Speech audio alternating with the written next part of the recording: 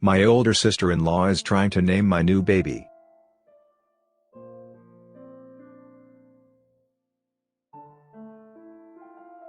I'm 32 weeks pregnant with our first child, and my sister-in-law, husband's only sibling, is crossing a few boundaries. She has 3 children, and isn't planning on any more. When we met with her, and told her about the baby, she didn't react. No congratulations, just okay, when is it due? I know I might sound like a hormonal mess because I am a bit. It's just getting a little too much for me and I feel like I have to defend my rights as a new parent. I've listed the current events below.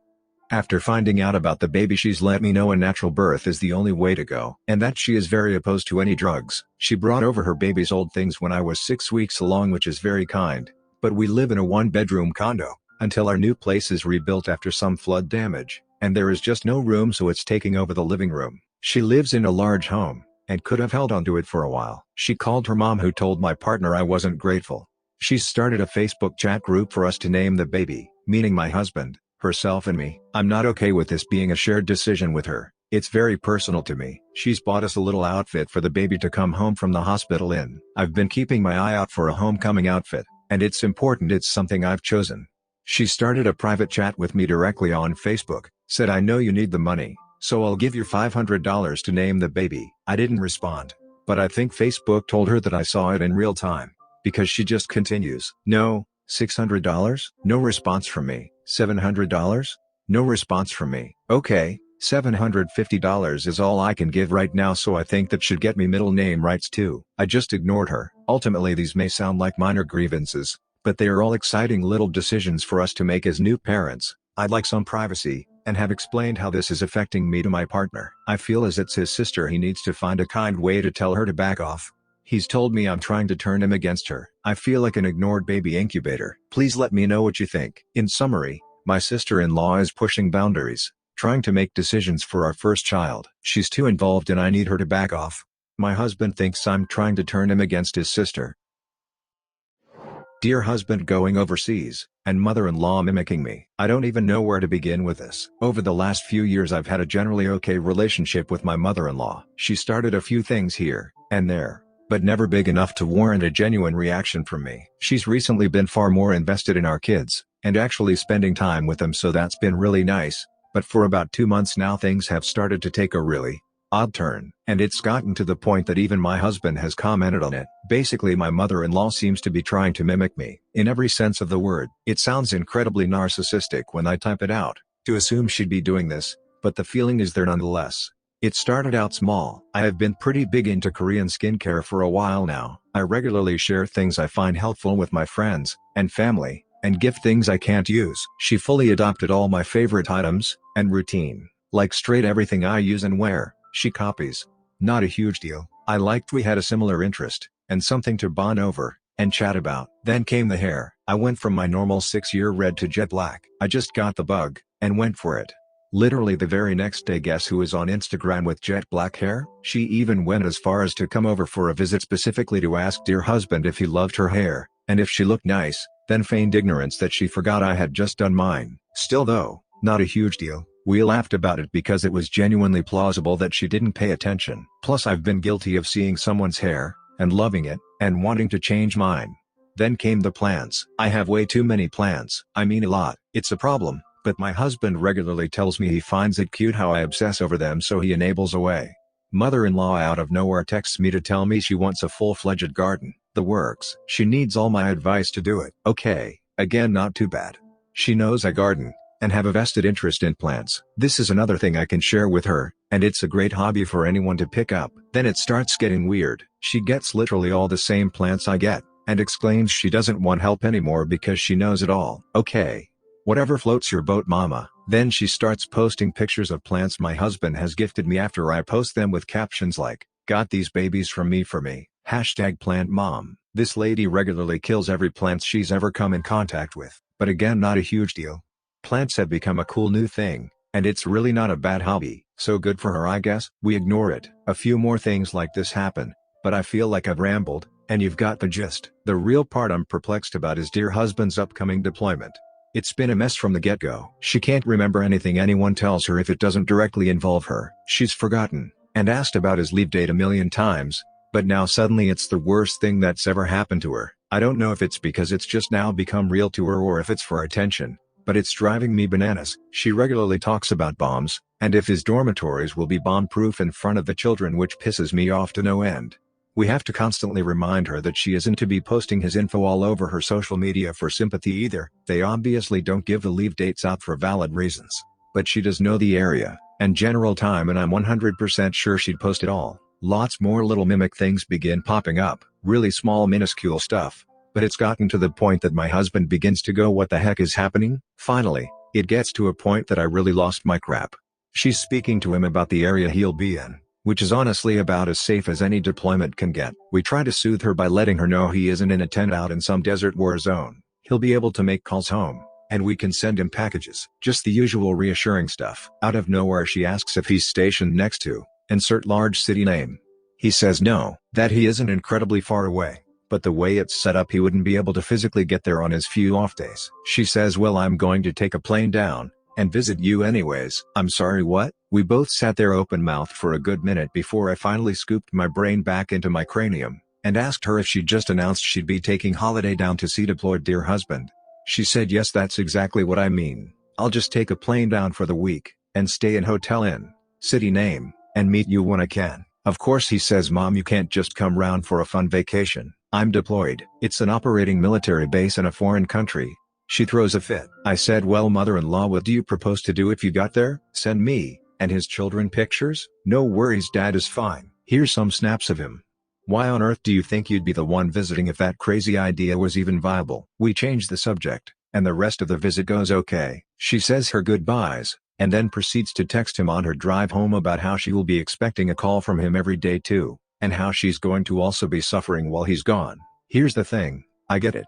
As a mom I do. You don't stop babying your kids because they get older. Deployments are hard on people not used to them. Hell, I'm from a military family, and this isn't my first time through it, and I'll still find it hard. I get reality doesn't always hit people slowly. Sometimes it comes with a bang. But has she lost her ever-loving mind? I'll fly over to visit you, call every day. He has 2 children, mother-in-law, who will miss him very, very much, who will have their whole routines turned upside down, who will feel his absence every day. You get to keep on. Nothing about your home life or daily routine changes. It's perfectly valid that you'll worry for your son, that you'll think of him. But to somehow make this situation so awkward for months beforehand, and then immediately make it about yourself now that the real time is coming up? No, not to mention he is the one deploying. Not you, not me, him. Did it even occur to you he might be genuinely scared and nervous? That maybe he needs reassurance instead of spending all his time consoling you? You're his mother. Buck up, and be even a little bit strong for him. Yeah, we had a serious discussion about it last night, and dear husband seems to be of the same impression as me that this is definitely an escalation in behavior lately. He's very worried she'll behave poorly towards me once he's truly gone.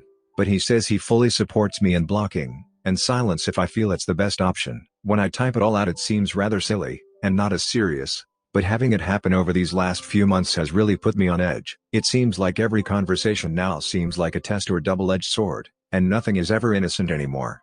It's all been rather odd and uncomfortable, and I can't tell if I'm just reading into it because of nerves or if I'm truly justified to an extent in thinking this is off.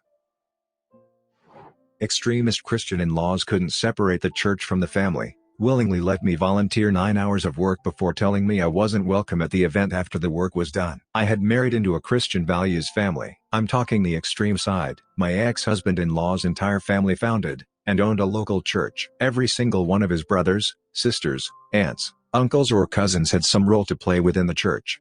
Pastors, preachers, gospel singers, you name it. I was expected to also play a role now within the church that I had been welcomed into the family officially by marriage. I became a kids' church teacher's aide. As time went on the wool was being pulled away from my eyes slowly. Not one of his family members had a job. Yet they drove several cars, lived in private estate housing, all their children went to private school. His cousin even owned a jet and a boat. How could they afford on this? Definitely not on welfare, let me tell you that. Of course we all hear about those classic they don't have to pay taxes, they are rich because they feed off the poor, they are scammers and frauds, and that's exactly what this was. It became increasingly hard as all of my time and energy was spent at the church. It wasn't just the Sunday service that I had to attend, but everything else as well. That included community dinner night, Bible study, women's Bible study, Friday youth group, church camps, you name it. Because of this, I did not have time for a job. The church was a priority over a job to my in-laws, but who was going to pay my bills? Certainly not them. There was a point in time that my husband and I almost got evicted because we were weeks behind in rent. We were on the verge of homelessness. I had no choice but to get a job, and so I did. This wasn't one of those 9-to-5 stable jobs. It was odd hours. You took what you could, even on the weekend. This infuriated my in-laws. How could money take priority over God? Am I right? I worked a dead-end, minimum wage, fast food job, long hours, crap pay. I would do open shift. The sun wouldn't even be up when I arrived, and it would be dark by the time I left. On the days off I did have, I was exhausted, and the last thing I wanted to do was haul my ass out of bed the next day at 6 a.m. and drive 20 minutes to go to church. Within a few months I just stopped going to church. The atmosphere was fake. It basically only consisted of his massive family in a cult-like fashion. There was even a rule: do not tell any newcomers that we are all related, okay? It freaks people out as people would ask me if I knew anyone, and I would say, oh yes, of course. That's my brother and sister-in-law, those are all my nieces, oh yeah, and over there is my cousins-in-law, this is my mother and father-in-law. They could all see how bonded we were as a family. No wonder they would run for the hills. Eventually my father-in-law confronted me about my absence within the church. He told me in an extremely stern voice that if I was to be a part of this family that I was required to attend church unless I was violently ill. I had told him our circumstances, but he didn't care. He simply told me to change my shifts, and put down in the books that I under no circumstances was available on Sundays due to religious commitments. I unwillingly agreed to do so from now on. As time passed over the next several years, I feel my presence was unnoticed. I felt almost invisible when I was doing my duties as a submissive Christian wife within the church. But as soon as I stepped a foot out of line, all hell broke loose. I was juggling my job as well as the church, but it still felt unbalanced. The more I stayed, the more I realized that my values and morals as a person did not line up with these people. I'm LGBT friendly as I am bisexual myself. I'm tolerant of other people's religion. These people were not. The things they would say that they would do to their own young children if they were gay would churn your stomach. My ultimate decision and realization after all these years of being a Christian was that in fact, I was an atheist, and this path would get me nowhere. So, I laid low for a while. My presence did not go unnoticed. I contacted my sister-in-law to go for a coffee date because I had something I would like to speak to her about. Cue the day of our meeting. I told her everything, my thoughts, feelings, and my decision to leave the church, although respected my husband's decision to stay and attend on weekends without me. She smiled at me, and placed her hand over mine, and said, oh honey, you have absolutely no idea what you're talking about. I get it, you're stressed, but don't go making such rash decisions, okay? Things will be okay. I'll pray for you. I was deeply enraged that I was being spoken to like a child, that she wouldn't respect my decision, and she acted like I was full of crap, and someone spoke on behalf of me, that I didn't actually want to do what I was doing. News within the family spread like wildfire, although they never really made a conscious effort to try and make me stay. My father-in-law flat out told me that I was going to burn in hell for all eternity, so that was lovely.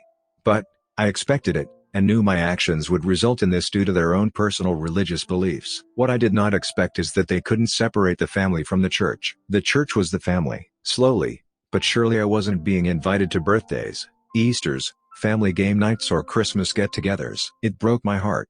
For years I had worked my ass off for this family to be approved and accepted by devoting everything I had into the church. Eventually I had to accept this, that they would no longer consider me a part of the family since I wasn't associated with the church. Come the day before Christmas Eve, the church was holding its annual Christmas community dinner. Tons of food, music, prizes, events for the kids, decorations. It was amazing. Every year before this one I was warmly invited to help. Any help was wanted with such a huge event. I had time off, so I messaged my cousin-in-law if it was okay for me to come over and give a helping hand. She said of course, any help was welcome, and she would be happy to have me. So, early morning I headed over. The vibe was cheerful, everyone was having fun, but working hard. In total I believe I put up around 6 massive Christmas trees and decorations. As the day went on, I was tired, and tried to leave, but was always met with "oh that's cute, sorry, but we really need help with putting up this tent. Just keep helping us." Before I knew it, I was sunburned, heat exhausted, and I had been there a total of 9 stinking hours helping them prepare for this event. Once everything was set up I had a chance to sit down with my cousin-in-law and chat. I had suggested to her that in previous years I volunteered as a face painter for this event for free for the kids, and I would be more than happy to do it again. She took off her glasses, and rubbed her eyes with a deep irritable sigh look. This is a Christian event. You aren't Christian. We can't have you here having that sort of mentality and views around potential newcomers at this event." I awkwardly replied, "Well, yeah. But I'll be face painting children. I'm not going to go around telling people I'm an atheist. I'm sure most of the public community who are coming tonight aren't Christian either, so why is that an issue?" She hissed, "It doesn't matter. Your kind aren't welcome here." I stood up, walked off before screaming, and pointing to everything around me that was decorated. "If you didn't want me here, then why let me do all of this for you?" and stormed off. After that day I was completely disowned from his family, and that took a massive toll on my husband. I'm not saying it was the main reason for us divorcing, but it was definitely a huge part of it. My toxic mother-in-law I'll call favoritism Fanny. For a little backstory, my husband and I have a 10-year-old son from my previous marriage, and a daughter together that just turned 1. My husband's brother has a daughter that is almost 3, and she is the golden grandchild. I'll call her Perfect Patty. I adore Perfect Patty, and she's a sweetheart, but spoiled rotten to the core.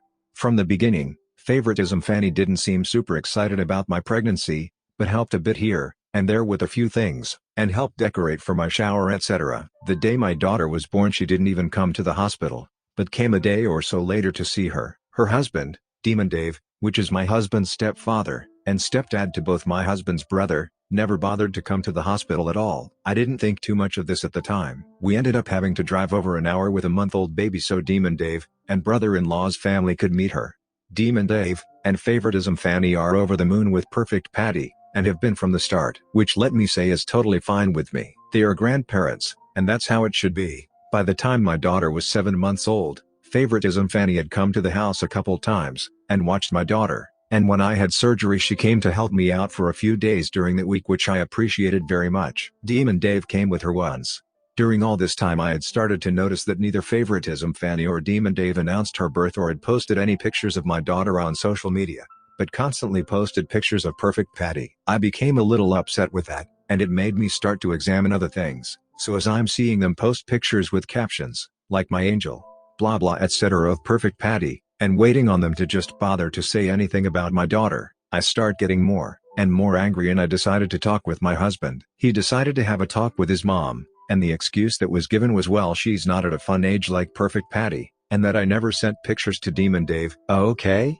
I constantly sent pictures to favoritism Fanny. That made zero sense as to why they never announced her birth like they did Perfect Patty or anything similar. After the talk, Demon Dave started sharing pics of Perfect Patty off sister-in-law's Facebook, which he could have easily done from mine or my husband's, so because it was really starting to make me mad I unfriended him. He then decided to post a couple pictures of my daughter. This past Christmas, we went to their house along with brother-in-law and sister-in-law and Perfect Patty.